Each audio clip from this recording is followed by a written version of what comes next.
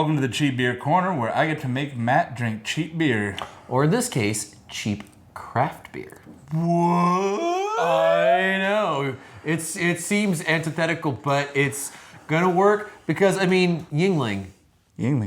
Like, Yuengling, it's this weird, like, in-between of everything. It's craft, but it's not because they're big. Yeah, it's America's oldest brewery, and I think just maintains craft beer status by nature of not being big enough. Yeah, exactly. Their size. Even though they're still pretty fucking huge. Like, I would be okay owning them. Yeah, like, on the East Coast, like, if you're on the Eastern Seaboard, pretty much, like, my understanding is you go to a bar and order a lager, and you get Yuengling. Yep. So now, that being said, I have had it, and I remember it being pretty good. I don't remember it being in a green bottle, so now I'm concerned. These were muled back on a plane by a friend of the show, Cougar Steve. Oh, I didn't know it was Cougar Steve. Thanks, Cougar Steve. Not skunky, really. Not skunky, surprisingly. Yeah. It's got a little bit of caramelly, a lot of that like melanoid-y, like nondescript dark aroma. Dark beer, like embery, kind of. Yeah, exactly. It's definitely got more malt character. You know, most of the time when we get one of these beers on the show, it's bright, light, clear. Those are all the descriptors. This has got like kind of a golden color, like a... It's on the verge of amber. Yeah. It's damn close to amber. Like, honestly, like a lot of other breweries would market this as an amber ale or an amber lager. Amber lager. Yeah. It's like kind of like on the light side of Oktoberfest. Yeah, for sure. Smells good. Yeah. I am a fan. It's not bad. Yeah, it's biscuity, real biscuity. I mean, it's crackery. It tastes just like the smell would describe, which is like it's like a light Oktoberfest, like a kind of a Marzen-y, ambery character with a little bit lighter. It's Merzich. Yeah.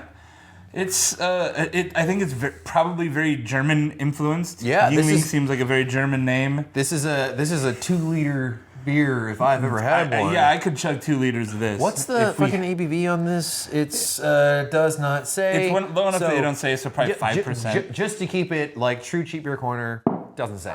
Don't care. Unless it's over 8%, it's not going to say. Yeah. But this is a solid beer. You can crush a bunch of these. I'm planning on crushing this right now. Like I said, it has a really nice, just like kind of nondescript but very flavorful malt profile, which is real nice. It's malt forward. The hop character is not pronounced really at all. There's not. It's got a little bit of like a Hallertau-ish herbal thing. Yeah, but there's not much like of that noble hop character. Like again, this is like a light Oktoberfest beer. Is really right where I'm getting with it.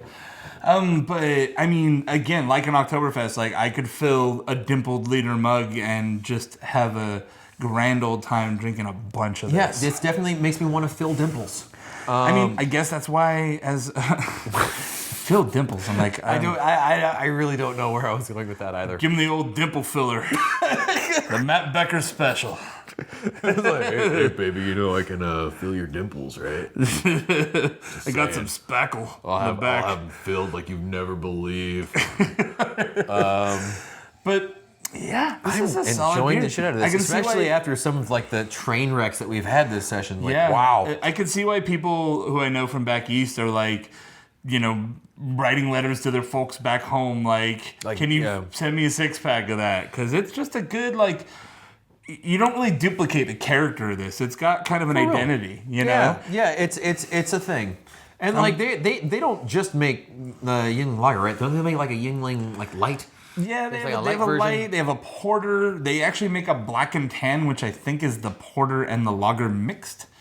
I don't know how to feel about that. Yeah. And so when you pour it, does it just kind of separate? Yeah, it's actually like, you know, when you get the peanut butter and jelly that come in the same jar. Swirled. Yeah, it's just like split right there. You have to have one of those like asshole beer glasses or whatever they're called, where it has just like the 2 different chambers. Yeah. You know, that's like the worst possible You hold it right to your mouth and it like blends them as you turn it in. Perfectly. It's a $40 glass, but it's worth it. Is it? No. No, it's not. It's not. No. Also fictional.